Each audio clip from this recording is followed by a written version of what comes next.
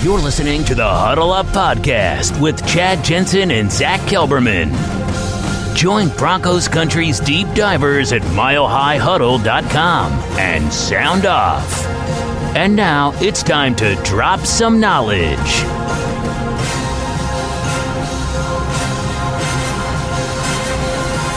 Welcome in, everybody, to the Huddle Up Podcast, presented, as always, by Mile High Huddle and powered by Overtime Media.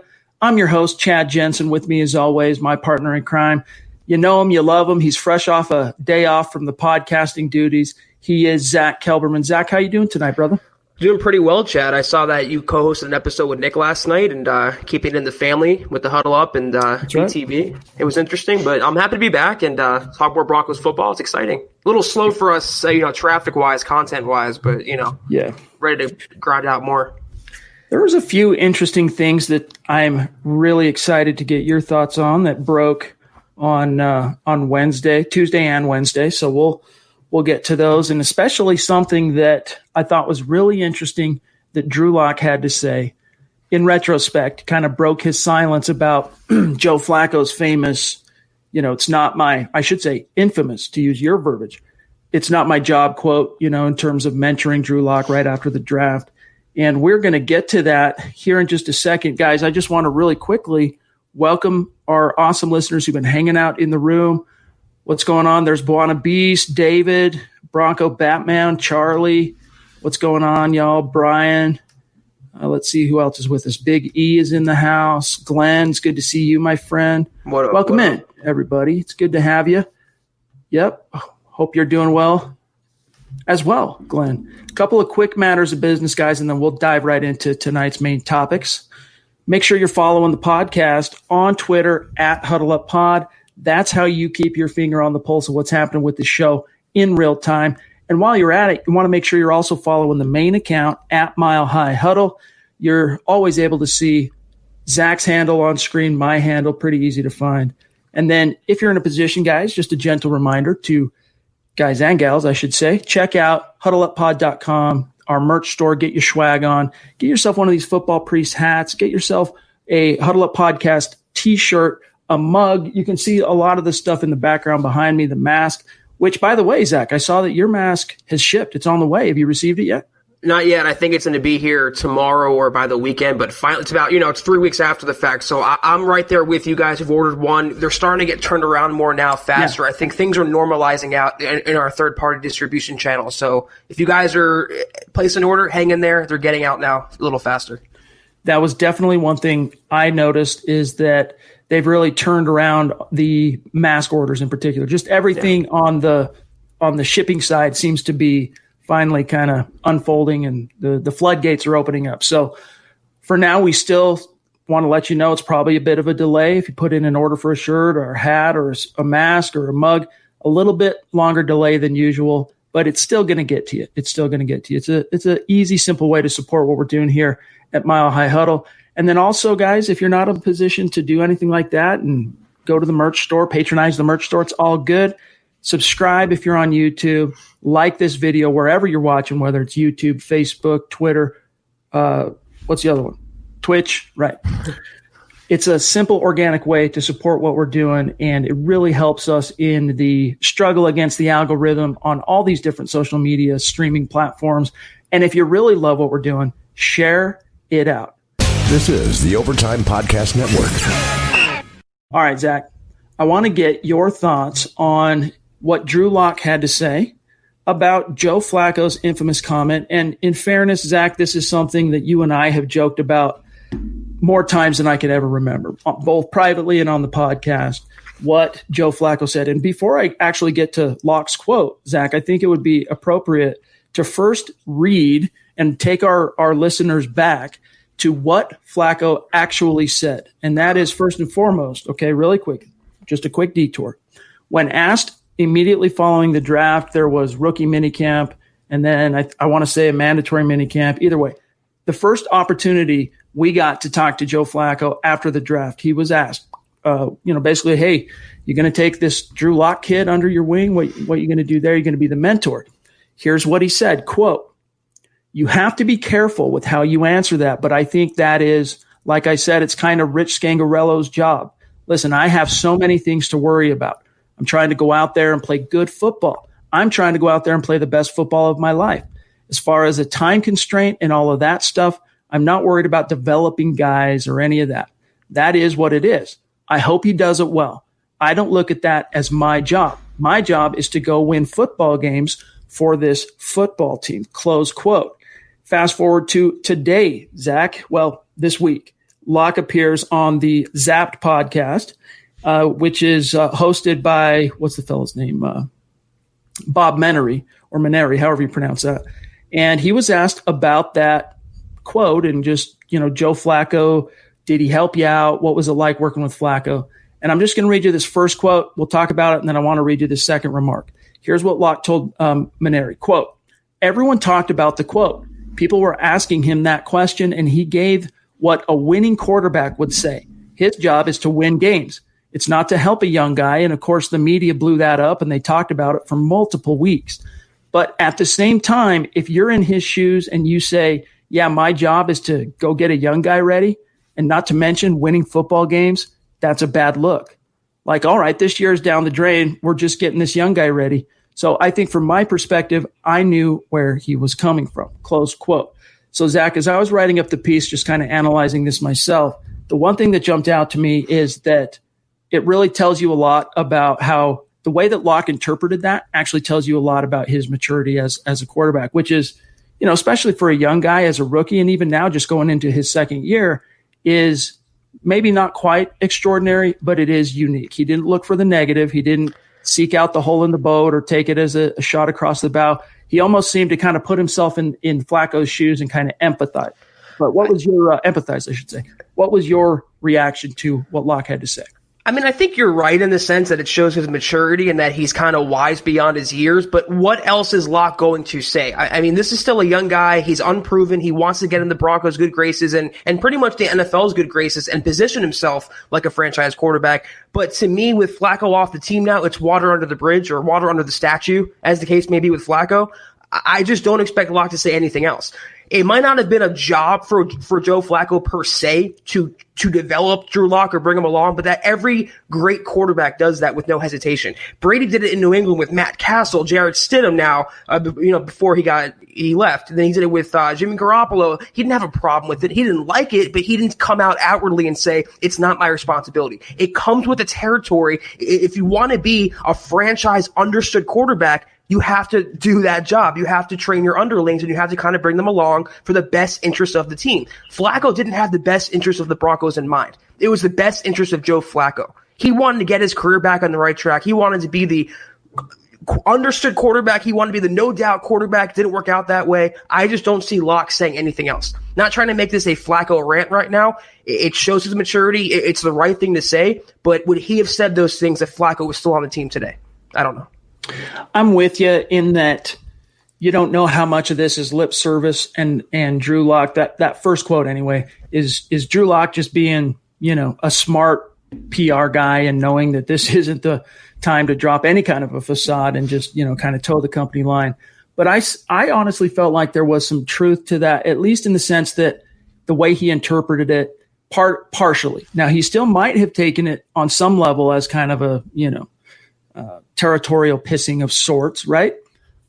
But I do think he did kind of understand it. He wrapped his head around when, yeah, maybe I could put myself in those shoes that Flacco's in right now. Here's the second thing, though, when it came to the dynamic that existed between Joe and Locke and what Joe did to help Locke toward the end of his time on IR. That's Locke's time on IR, right before his first start. Here's what he said, quote, "But Joe was great to me in the quarterback room. Whenever I needed anything, he was always there to answer that question, especially when I made my first start. He instilled some confidence in me before that game. He was just like, just go do you. Go do what you do best, and you're going to win this football. I really appreciate him saying that to me. Now, here's where it kind of gets gushy. You idolize that guy. He won a Super Bowl. He comes in, he throws it like no one I've ever seen. He's got an absolute cannon. So I thought he was the man. And for him to say that to me, I appreciated it." Closed quote. Your thoughts, Zach? It's the most apathetic advice out there, the most ambiguous advice. Go do you, go be you. That doesn't help anything out. That's the most generic advice possible. And Locke is praising Flacco for answering a question in the quarterback room. That's what I'm saying. I mean, literally, Flacco did the bare minimum, and at times even less than that. And the second part of that quote, Chad, about being one of the best to ever do it, and he throws such a good ball, it's lip service, to use your phrase there. It absolutely is. Locke is a good guy. He's a consummate professional. He's wise beyond his years, but that is nothing but fluff material from a young quarterback. I do think that any young quarterback who comes into the orbit of another veteran who's won a Super Bowl, I do think that they kind of exist on a different emotional level.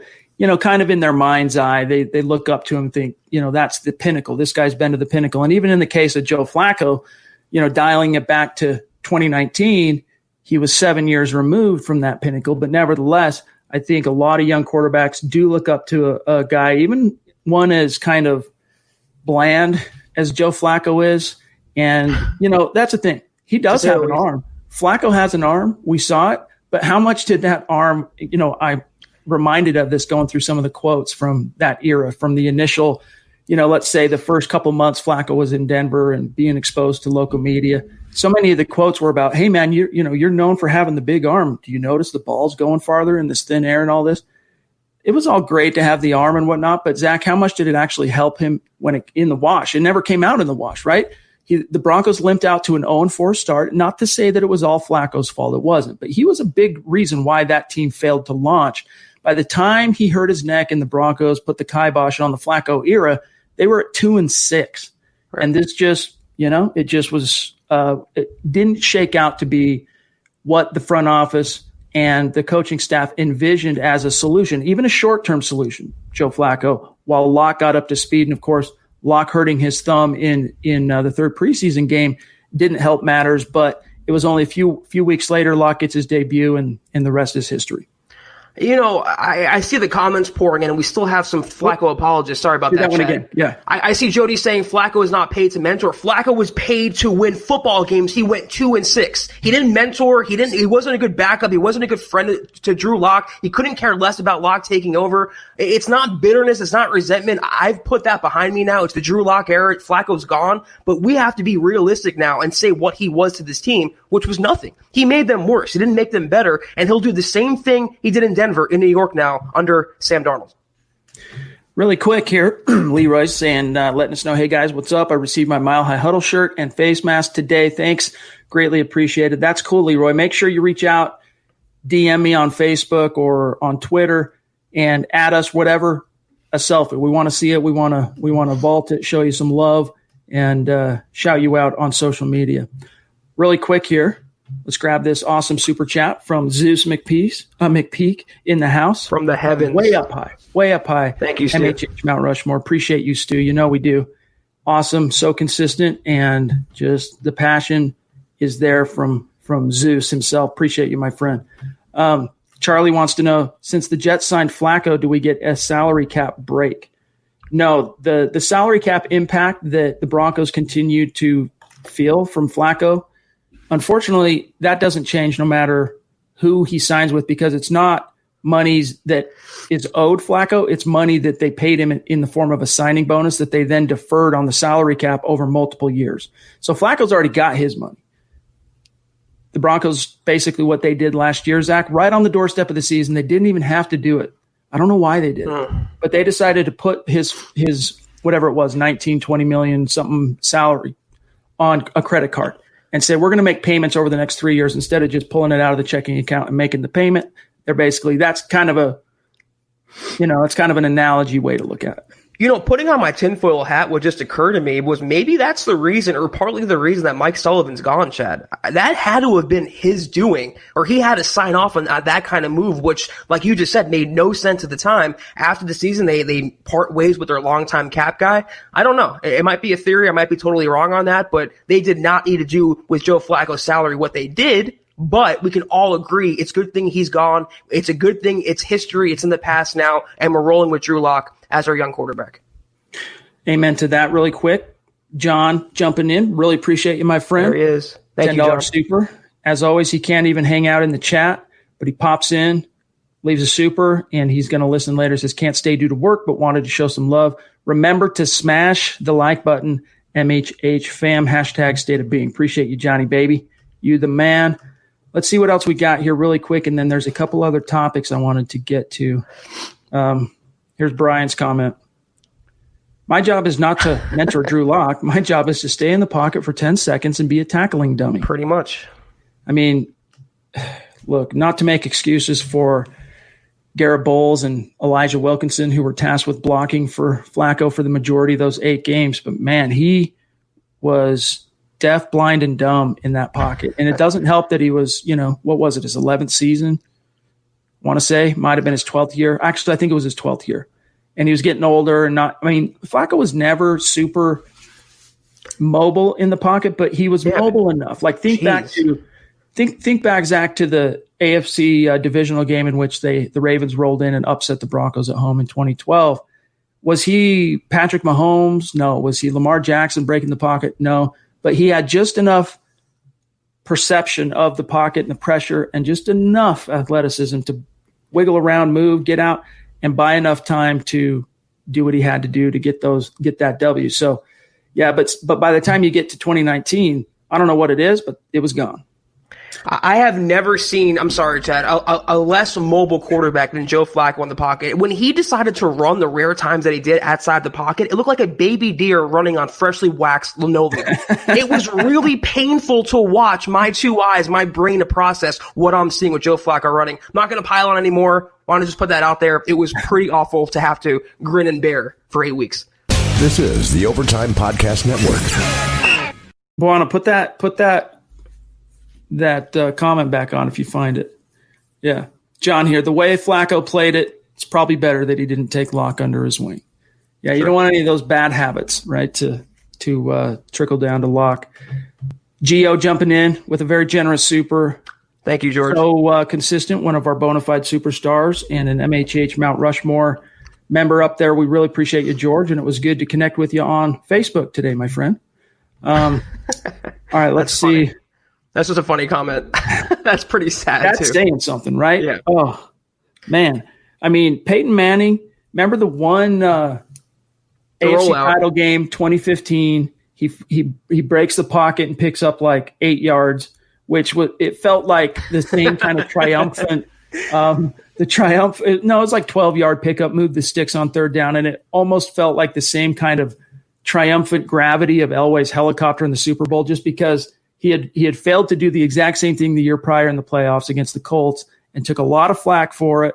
And, the Broncos got over the hump the next year and got to the Super Bowl and won it. So very, very fun to remember some of these times. But, yeah, Flacco's in the rear view. And as Zach, you said, man, it'll be interesting to see how he influences what happens in New York. But if you're Sam Darnold, just don't expect much more than, hey, go do you today, buddy. Yeah, really. The worst advice ever. Catch you on the flip. All right, let me see what else we got here.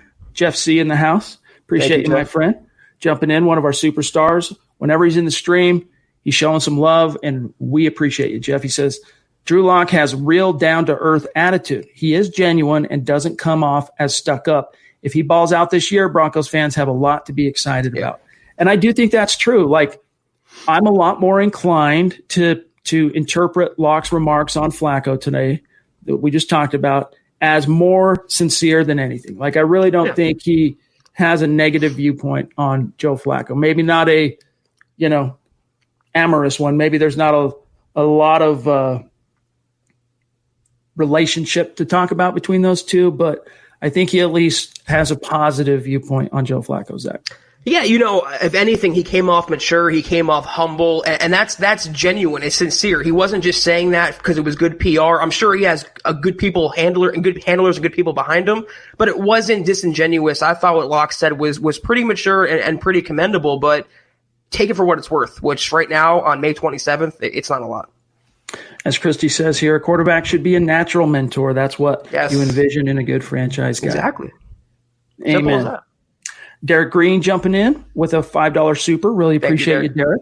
He says, glad to be able to watch live again. You guys are the best. Just showing love to you guys and the chat Denver Broncos for life. Appreciate that, Derek. Thank you. All right, let me see here. Well, I know there are a few other chats here that we want to get to, but I also wanted to see, Zach, if you had a chance to see what Football Outsiders had to say. Again, guys, at this point in the offseason, whether it's a particularly slow one because of what's been happening this year or even a traditional offseason, by the time you get to late May, from here until training camp starts in late July, you're really entering the dog days of the offseason, and there's almost no news to really analyze. Like even this thing with Drew Lock today, it's more of an aggregation. It's more of, oh, he appeared on a podcast. Here's what he said. Let's analyze it. It's not necessarily anything happening in the out on the field or on the practice field. Nothing's taken place. So we really have to kind of rely on what people are saying about the Broncos, looking around the internet, getting creative. And one of those avenues of getting creative came by way of Football Outsiders, which is one of the top two, I would say, advanced analytics sites when it comes to football on the internet. There's Football Outsiders, there's Pro Football Focus, there's a few other ones. PFF obviously is the most known one. But Football Outsiders published an article where they're basically going all 32 teams, and here is basically the biggest remaining need. And here's what what Football Outsiders said about the Denver Broncos' biggest need. They said it's the backup quarterback, not cornerback, not offensive tackle. Their biggest need is quarterback, backup quarterback, that is. Here's what they said real quick, Zach. Quote, the Broncos had a terrific draft, running out of it with Jerry Jeudy, KJ Hamler, and exactly zero excuses for Drew Lock to not play well in 2020.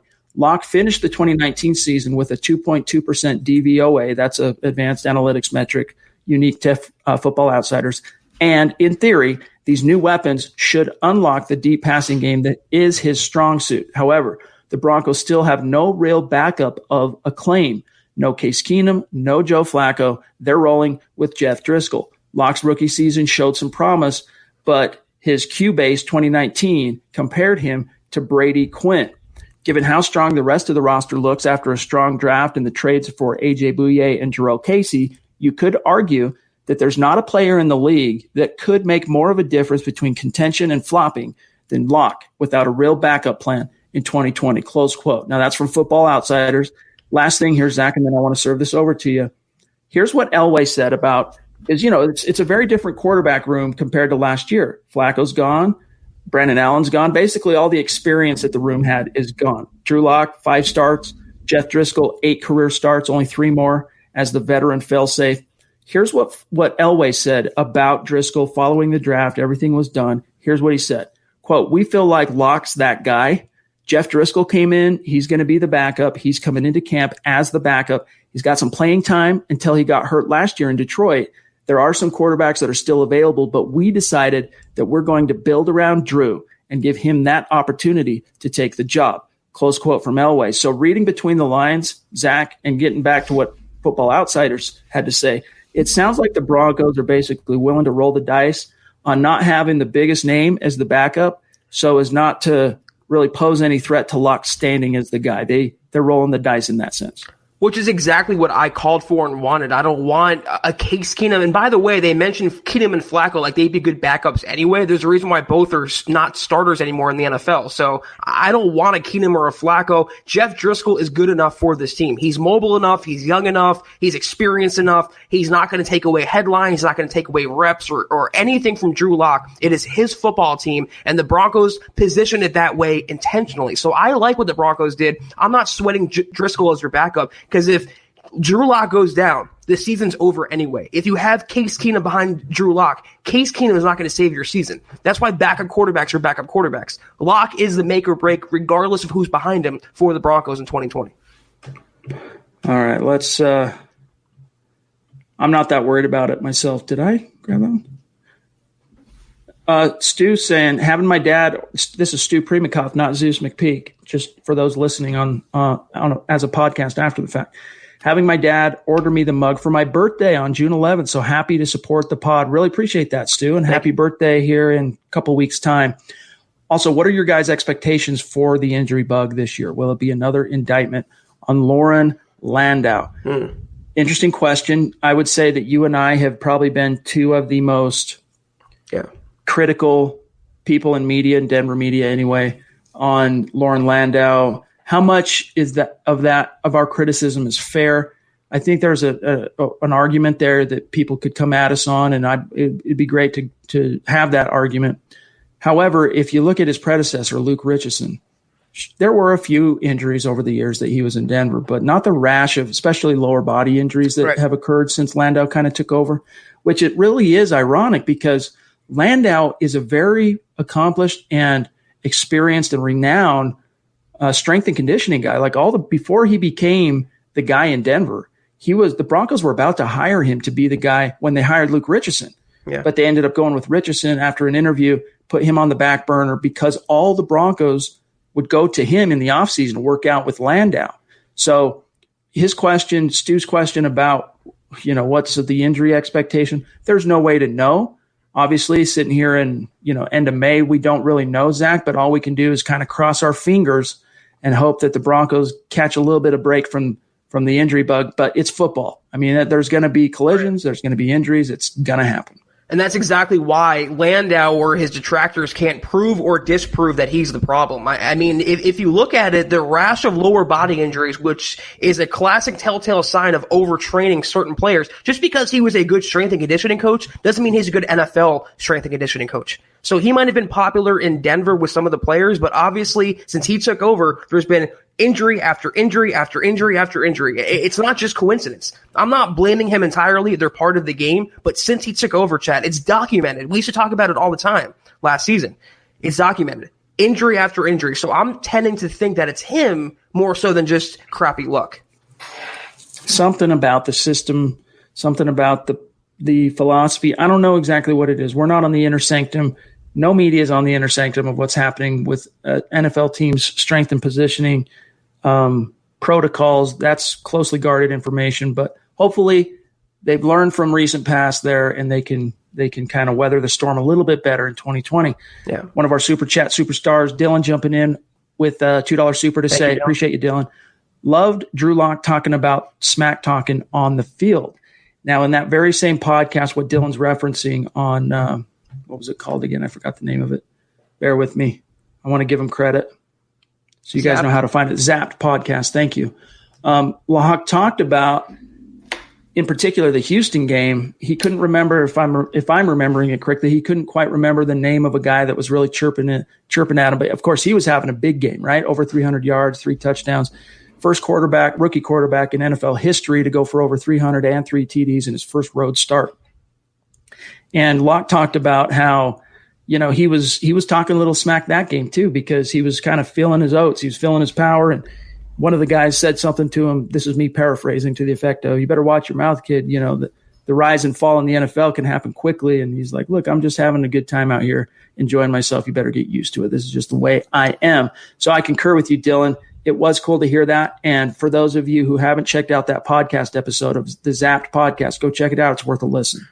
To me, the best quarterbacks talk trash, though, Chad. Peyton Manning, Tom Brady. Phillip Rivers, exactly. But look at Peyton Manning on the golf course in the match. He was talking smack nonstop to Tom Brady the entire match. And the best quarterbacks balance that cocky, alpha, jokey personality with humility and the dedication to be great. I don't want some beta, good old boy like Trevor Siemian or Brock Osweiler. I want kind of an a-hole like Drew Lock who can back up his talk and his rapping on the sideline with his arm.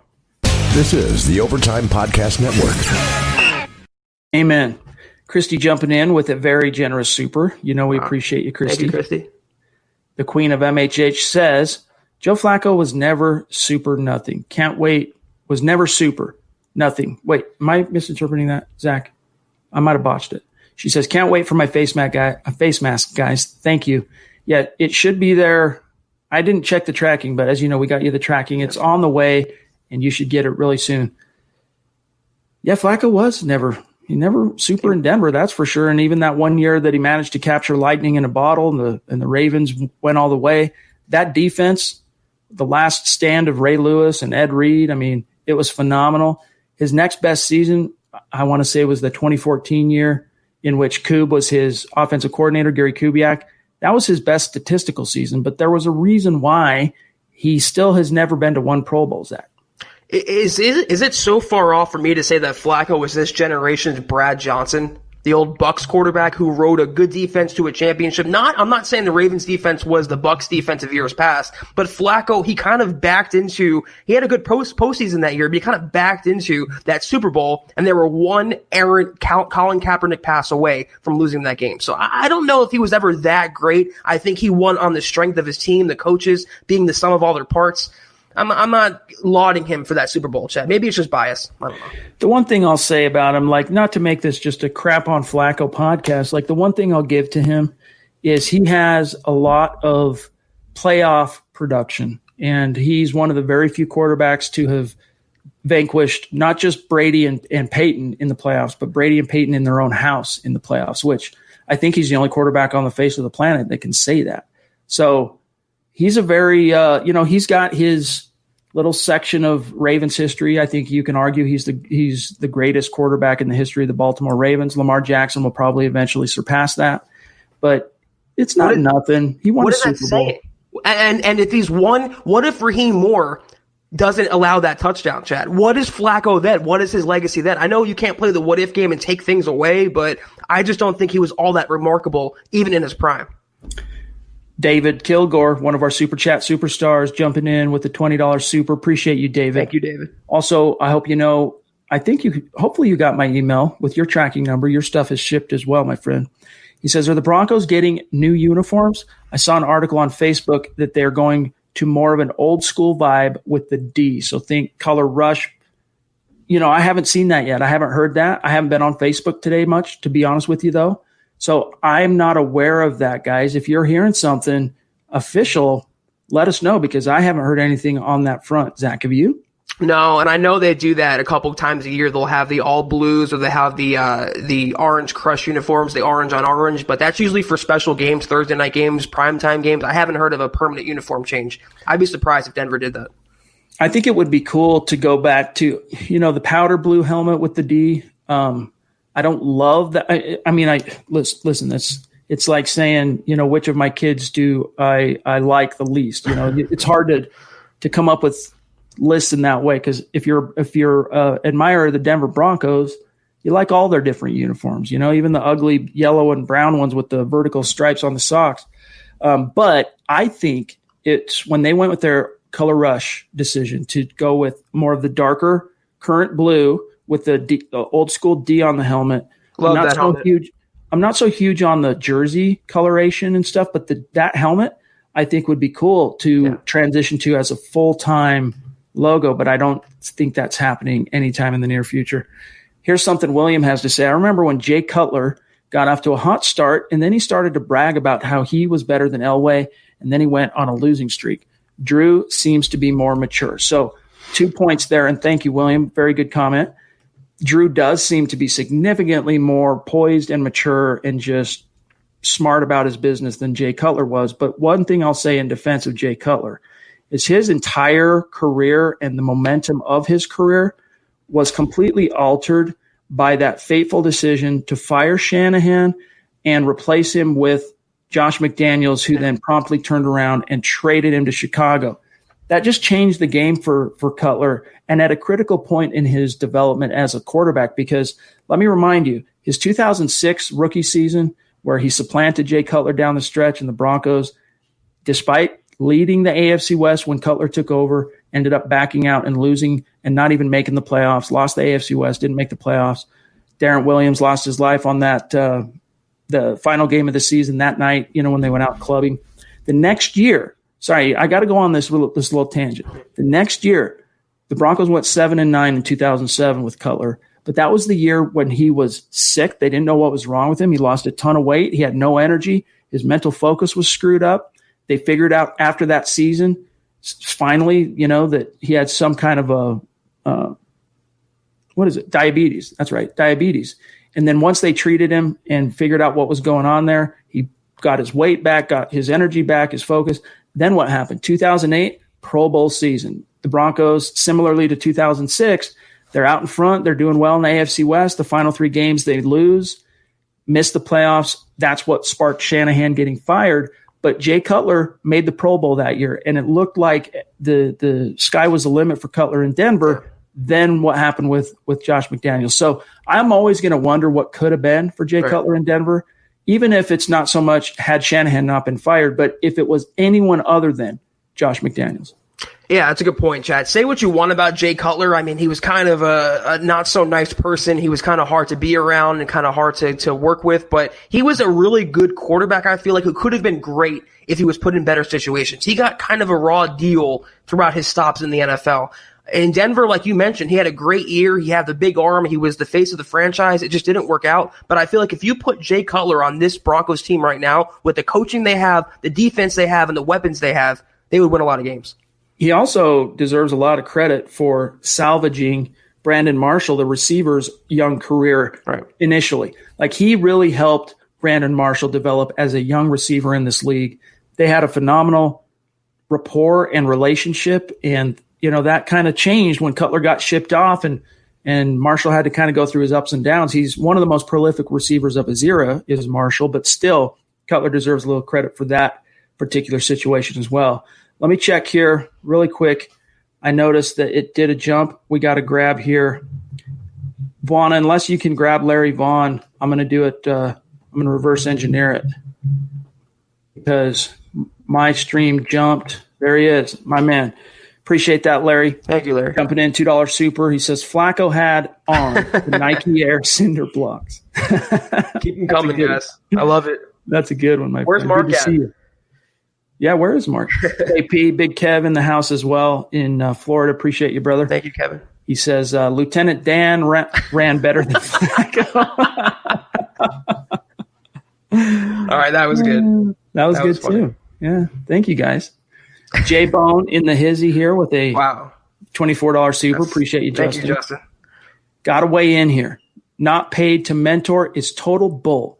It is a team sport. You don't have to step up and run a clinic like Vaughn, but you need to be willing to help your brothers get better too. It's how you, quote, win football games. Fair point. It's a team sport. I mean, the quarterback is the leader of the team, so why wouldn't he want the players under him to be good as well? Flacco was only in it for Flacco last year. Nothing more, nothing less. Ben Roth jumping in. Really appreciate you, Ben, with that $5 super. One of our superstars here. He says, I've heard that Riley Reif and Nate Solder could be training camp casualties cuts. I hope waiting on signing a tackle works out. Great show, guys. Appreciate that. We've heard that also about Reif. I haven't heard that about Solder, but he is a vastly overpaid tackle for how well he's played the last couple of years in New York. So, and in his defense, he's had a lot going on in his personal life that, frankly, even if I'm a highly paid multi-million-dollar professional athlete, if I was dealing with a child that had problems like his, unfortunately, I don't know how focused I would be and how well I would be producing in my professional career. But, Zach, it does speak to why the Broncos need to kind of keep a little Evan Mathis money, because even if they're not going to run out right now and sign a Jason Peters or a Kelvin Beachum or a Cordy Glenn, they got to keep open the possibility of potentially using that money on a tackle if they get to camp and Garrett Bowles doesn't look like he's taken this step, and Juwan James, knock on wood, hopefully he stays healthy. Elijah Wilkinson coming off that foot. His foot's still in a boot right now, so we'll see how it shakes out. You know, the thing about Solder, though, he might be kind of, mediocre in pass blocking, but he's central to Saquon Barkley's success in New York. So I'd be surprised if he was a training camp casualty. If he is, though, I'd pick him up in a second to be the swing guy. Riley Reif, he scares me if he ever has to start. He is Menelik Watson reincarnated. I wouldn't want that to be my starting tackle. But as a backup, is it better than Jake Rogers, better than Calvin Anderson, better than Elijah Wilkinson, who's not a tackle at all? Yes. So I don't really care who it is at this point, Chad, or what it will be like in July. They have to pick up a veteran tackle. It has to be. This is an interest. Oh, go ahead. Go ahead. James jumping in saying, if there's a sense that Riley Reif could be cut, I'd hope they'd go out and offer a trade to secure him before he gets cut. A floor-raising move that would be around through the 2021 season. It's a fair point. If Munchak likes him, question would be, what's the compensation? And I don't have his contract pulled up right now, but I know it's a high free agent dollar because they signed him from from Detroit. You'd be paying a premium. We'll see. Why not just save the draft pick and sign Jason Peters, who's a better tackle, probably for less money than what Riley Reif's contract is accounting for right now? No, I wouldn't trade any capital for Riley Reif. If he's cut, I would explore that. But, Jason Peters, Cordy Glenn, Kelvin Beachum, they are all better tackles, in my opinion, than Riley Reif. Gary jumping in with a $20 super. Thank you, Gary. Really appreciate that. No question, no comment, just showing some love for the channel and the podcast. We really appreciate you, Gary. You are really becoming one of our superstars here on Super Chat. So thank you, my friend.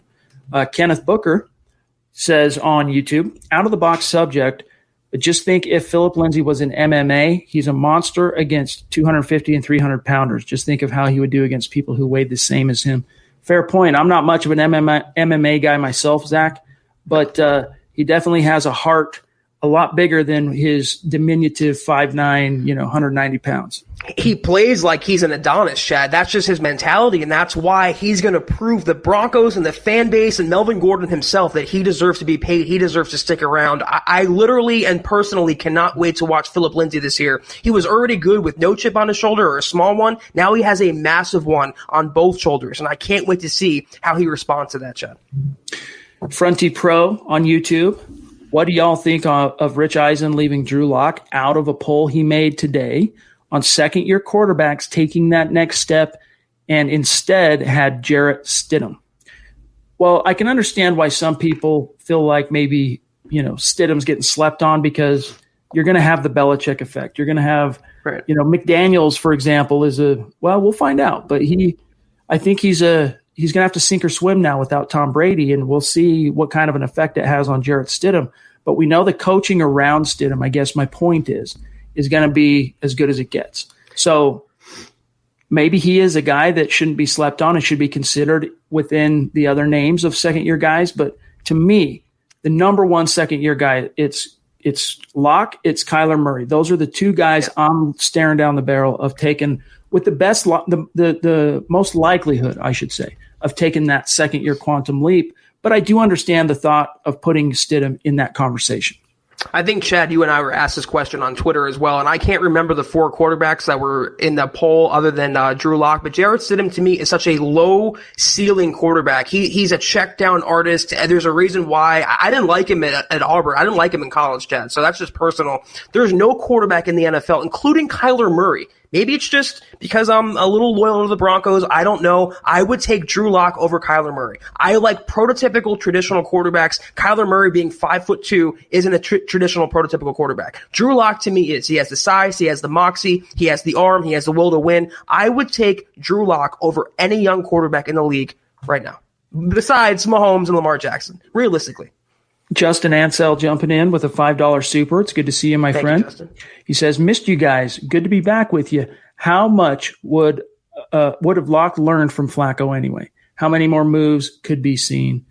Thanks, guys. That's a fair point. Kind of going back to, I can't remember now who said it earlier in the show, that, maybe it's a good thing that Locke didn't learn much from Flacco, because what did Flacco do? He limped out to a 2-6 record as a starting quarterback for the Denver Broncos. So I think that's a fair point. And at the end of the day, it's all football serendipity, right? Things happen the way they happened. I think the way they were supposed to happen. Flacco, in order for Locke to get his opportunity, Flacco had to fall flat on his face. Imagine if the Broncos under Joe Flacco in 2019, let's say he stays healthy and he leads them to an 8-8 to 10-6 finish, somewhere in that pocket. John Elway in 2020 January would be so tempted to just hold on for dear life, restock the defensive cupboards, and hope that they remain one middle-of-the-road quarterback away from, repeating 2015 again. So it's almost good. The Broncos had to go through that kind of trial by fire. As we've talked about a lot on this podcast, Zach, they wandered the QB desert. They paid their dues, if you will. The football gods finally, sent them down some quarterback mana from heaven, and it seems to be Drew Lock. Now, 5 games, this was something Nick Kendall and I talked about last night. 5 games, it's good to be excited about Locke, and I think everyone has a right and should be excited about Locke, but we can't crown him quite yet. He's got to get out there and build on what he did last year. Is this question presupposing Flacco as Locke's backup this season? Because it would do more harm than good. I wouldn't want Locke to pick up those mannerisms of Joe Flacco. I wouldn't want Locke to be around someone as miserable as Joe Flacco looked last year. He didn't bring any energy to the table. Flacco was an emotional vampire on the sideline. And I don't want my young, hotshot alpha quarterback being exposed to that day in and day out. So I'm happy Flacco's gone. Just his presence, his being gone alone is addition by subtraction. That shot of Locke celebrating after McManus nails the kick to win Week 13 to beat the Chargers. Locke gets his first victory in his first start. He's celebrating. We talk about it a lot. And Flacco, he's got his arms up. He leaves him hanging. And so he just pats him on the butt. Flacco walks by, and Locke continues to celebrate. I think that's probably a more accurate representation of really what the dynamic was between those two. And Locke on the Zap podcast is just being the bigger man, being PR cognizant, being aware of what he says, tonality, messaging, all that stuff. Although I do think he understood what Flacco meant when he said, my job's to win, not teach. Higher learnings. Go ahead. No, I'm just saying you don't have to be a mentor to high five your teammate after a big play. You don't have to be it's being a good person. It's common courtesy. So the fact that Flacco wouldn't even do that said everything about him, Chad. I agree. Higher Learnings wants to know, question, if fans are let in stadiums only at 50 or maybe 30% capacity, do you think ticket prices will rise in accordance to supply and demand? So, that's an economic law, of course, when it comes to capitalism, supply and demand. I think in this case, my own prediction on that would be, I think NFL teams would be absolutely crucified by trying to make fans who want to attend have to pay more because they're not allowing capacity to be what it could be. I don't think it would happen from a PR perspective, but you never put anything past the NFL. It's a $13 billion a year nut.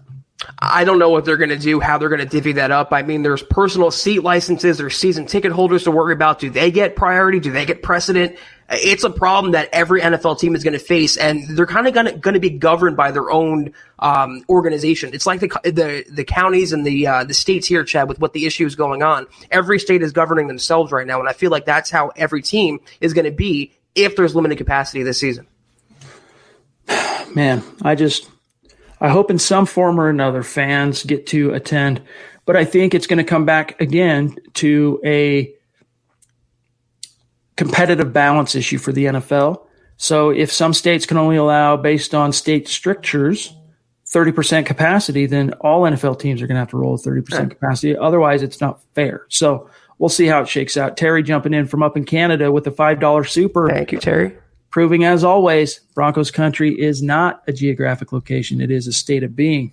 Appreciate you, my friend. He says, King Hicks, this one's for all the positive vibes you give to the MHH family. Hashtag state of being, hashtag Broncos world. Yeah, King Hicks, I don't know. King Hicks was talking about on the stream that he was having some problems trying to super. Don't worry about it, my friend. We're just glad to have you here. And as Terry said, we appreciate you and value you in the community. So just do your thing in the chat, my friend. We're a family. We are. Amen. And Jeff jumping back in. Appreciate the super. Thank you, Jeff. My brother, he says, who has a better year? Bryce Callahan or Alexander, or no, probably AJ Bouye. Is that what you're asking? So Bryce Callahan or AJ Bouye? What do you think, Zach? I mean, Bouye is the better cornerback. He can play the boundary. He can play inside. I just think his talent level is higher than Bryce Callahan, who's kind of pigeonholed as a slot cornerback. And Bouye is also healthy. That's the difference. Callahan, we don't know if he's healthy yet. So I believe both are going to contribute if Callahan is healthy and if he actually plays. But Bouye has a much higher ceiling. He'll be a much more impactful player this season. The one thing that Callahan has as kind of an ace up his sleeve is that even though he missed some time, his entire football career has been spent learning at the feet of Vic Fangio. Literally the entire time he's been in the NFL, good point. Vic Fangio has been his guy. I would assume that will benefit him when he finally is able to put cleats on the grass. And the other silver lining when it comes to Callahan is that, remember back, Zach, to this time last year when there were actually OTAs, he was balling. Like all of the buzz coming out of OTAs, very little had to do with Flacco, very little had to do with Locke.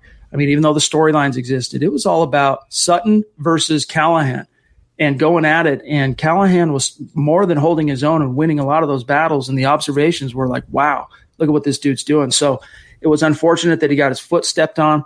What they found, though, in that surgery that he eventually had after the Broncos bit the bullet in, I want to say, early October and put him on IR, is that screw from his procedure that he'd had the year prior in Chicago had broken off. So that has all been pulled out and replaced, and hopefully he's healed and it's all in the rear view. Fishing with Cindy and Dawn jumping in with a very generous super. Thank you. We don't recognize your name, so it's really cool to have you in the stream, and hope you understand we really appreciate your donation. Thank you very much. They say, I see a lot of talk about Drew Lock taking a huge step forward this year. In my opinion, his biggest step will be year 3. Drew hasn't had a chance to be in the same offense for more than a year since high school. What is your take? It's fair to say, I think, Zach, irregardless of his history in college and even high school, it's fair to wonder how much having to relearn a new system in only his second year is going to hold him back in terms of, taking a step forward. What are your thoughts? I think it's actually going to aid him. I mean, the change and the constant turmoil, that's going to make Drew Lock a better player and a better player to acclimate for how unpredictable the NFL is. And look at this offseason alone, Chad. I mean, literally a virtual offseason, no practices, no mini camps, and it's Lock's first season as a full-time starter. So all the change he went through is only going to help him, and it gives him an advantage, and that's part of the reason why I'll take him over any young quarterback. Kyler Murray wouldn't be able to adapt with all these changes. It would be too big for him, but it's not too big for Drew Lock, and that's the sign of a franchise quarterback. Well said. Well said. And the other thing that we can't sleep on is the fact that Pat Shurmur and Mike Shula, they, I believe, are going to have a galvanizing and kind of an accelerating effect on Drew Lock. Now, it has to come out in the wash, but they have a very, call it a Midas touch for young quarterbacks. You saw it last year with Daniel Jones, who, I'm telling you, outkicked his coverage. You're probably not going to see that same version of Daniel Jones, even the inconsistent rookie that he was. From a production standpoint, Zach, I'll be surprised if he ever comes close to 24 touchdowns in a season again. Now, hopefully I'm wrong, because I want the kid to succeed. He's got a really cool story coming out of Duke, getting picked 6th overall. I hope he succeeds. I just don't think he will without Shurmur, without Shula. Right. I think they were the right combo for him, but unfortunately, Shurmur just isn't a good head coach. He's a really good offensive coordinator. He's a good quarterbacks coach, but he wasn't a good head coach. And so Jones is going to have to learn how to hold his own. And King Hicks says, Terry, thank you so much, bro. Love this community and my MHH family. I do it for the culture. Amen, brother. Speaking of Super Chat superstars, we got Mike Evans jumping in. Really appreciate that, Super Mike. Smash the like button. Do you see a midseason slump for Drew once defensive coordinators get enough film on him? I hope not. Well, we hope not too, but that's the ebb and flow of the NFL, Zach, is quarterbacks have to learn how to, once teams adjust to them, they have to learn how to counter adjust. And part of that, I think, has to do with how well the coaching is, how savvy the coaching is. And that speaks to the last point I just made with regard to Shurmur and Shula. Perfectly said. I was going to point to the Minnesota game. The Broncos got out to a big lead, and coaching was the reason they lost that game. They played scared. They played not to lose. And when defenses adjust to Drew Lock, because they will, that happens with every young quarterback, Mahomes included. But when defenses adjust, it is up to Pat Shurmur to find a way to scheme around that, to use Melvin Gordon, Phillip Lindsay, use the weapons around him. It starts being a little less on Drew Lock and more on the coaching, because coaching, Chad, when it comes down to it, it is all about that. Amen, brother. Well said. I'm just pulling up here in the stream. My stream side just did a big jump on me real quick. I'm just getting back to the top. James is answering a question, I think, from Justin. The NFL loosened helmet restrictions, so it could pave the way for a throwback uniform as it should look. Doesn't look right in Navy. Current uniforms showing their age could change in a new era.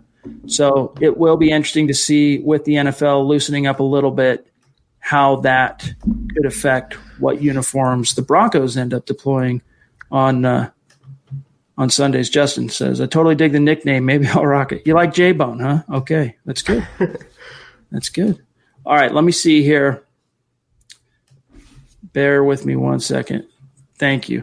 Chris jumping in with a $5 super. Thank you, Chris. Appreciate you, Chris. He says, hey, just got off work. Shout out to my mom. Happy birthday. Tap that like button like Peyton tapping butt or putts. Like Peyton tapping putts in. Out of the gutter, Chad. Get your mind out. By the way, Chris, does your mom listen to the show? And if so, tell us her name and we'll give her a shout out. Happy birthday to you. Regardless, yes. Happy birthday. Great, very cool. I am just really quick. Thank you. John jumping in, $10 super. Thank you, John. It's good to see you, my friend. If I'm not mistaken, you're over the road, right? Truck driver. So kind of hit and miss when you can be in the stream, but it's good to have you. And we're grateful for that super, my friend. He says, aha, caught you guys live. Slept through Kansas City. I'll be driving an hour. By the way, I'm from Denver, but I live in Georgia.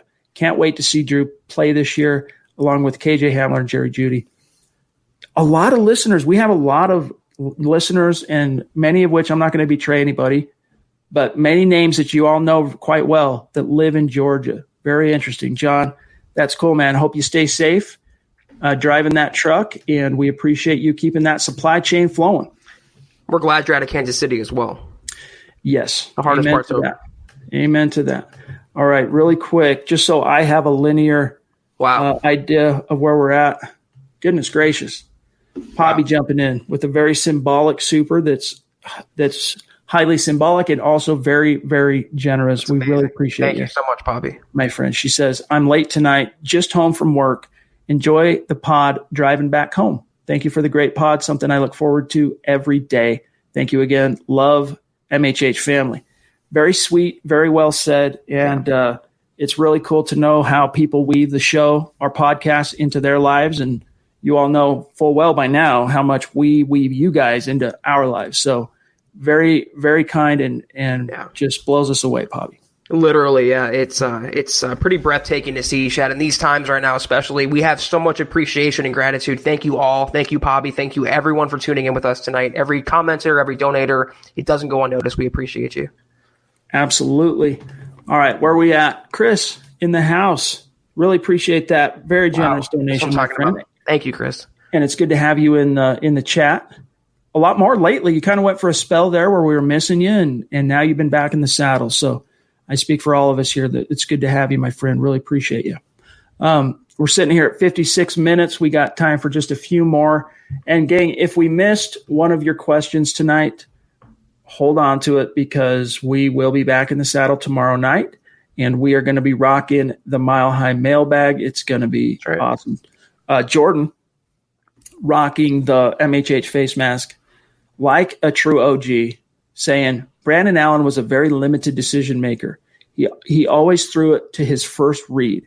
I think the Minnesota loss was more of a combo of Allen's limited decision making and coaching. You're probably right in that in terms of the way the offense just stuttered to a halt in the second half. But Kareem Jackson would also be the first one to tell you, in fact, to use his verbiage, the defense, especially in the secondary, lost its mind. Like they just forgot how to play football in that second half and allowed Kirk Cousins and that talented Vikings offense of 2019 to just storm back.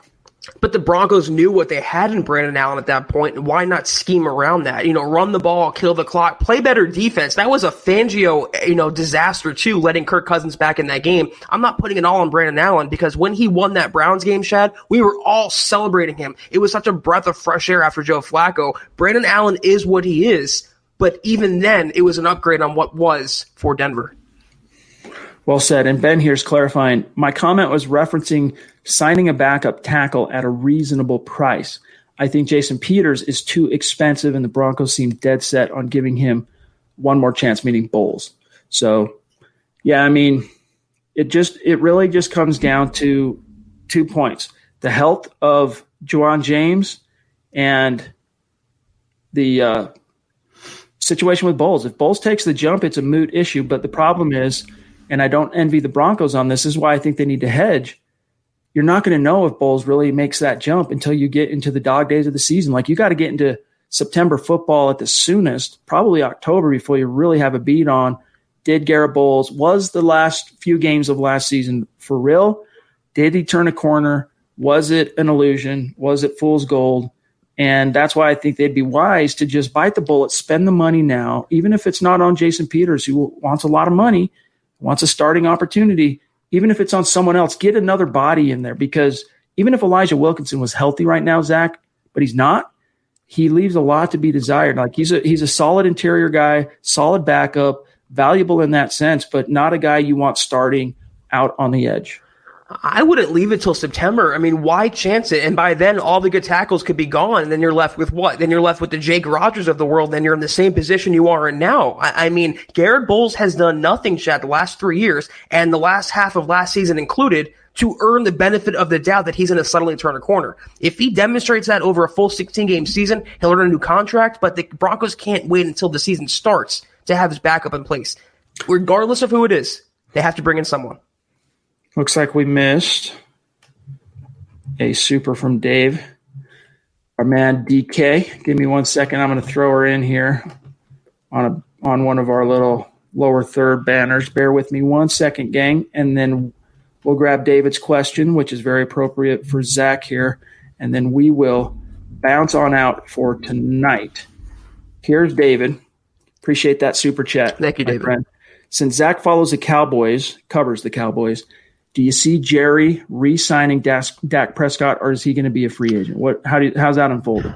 I mean, he might play this season on the franchise tag, which is about $32 million, but I still think that deadlines make deals, and July 15th is a deadline, and the way the Cowboys operate, they let it till the last minute, so I had to give you an answer right now. I do think Dak signs a multi-year extension. It just won't be the $40 million per year. It might not even be $35 per year, but he's going to be put in that Jared Goff, second highest paid quarterback overall range, so I do believe he will get his contract by July.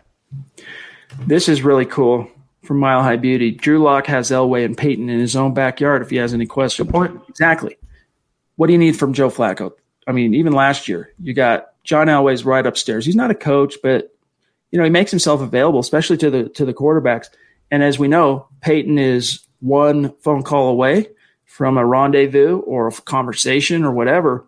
And I think that, honestly, this is the last thing I'll say on that topic, and then we'll wind it down for today, Zach, is what Drew Lock had to say on the Zap podcast about Joe Flacco's "it's not my job" comment and all that. At the end of the day, I think a lot of that has to do – it's a very Peyton-like response. It's a very mature, introspective, PRE type of response. And if anything, it's encouraging. It tells you that Drew Lock has he's got a good head on his shoulders. Anything that Locke can absorb from Peyton Manning will benefit him in his career, off the field or on the field. What would he learn from picking Joe Flacco's brain? Literally, answer me in the comments if you think he would learn anything from Joe Flacco that he couldn't learn from Elway or Manning or anyone else that he reaches out to. The answer is nothing. Did we miss one from Justin? Hold on, let me see. Let me check. Let me double check, J-Bone. Far be it from us. We don't want to skip any of our superstars. Since we're winding it down here, it won't hurt to do a quick once back over. Make sure I didn't skip anybody here.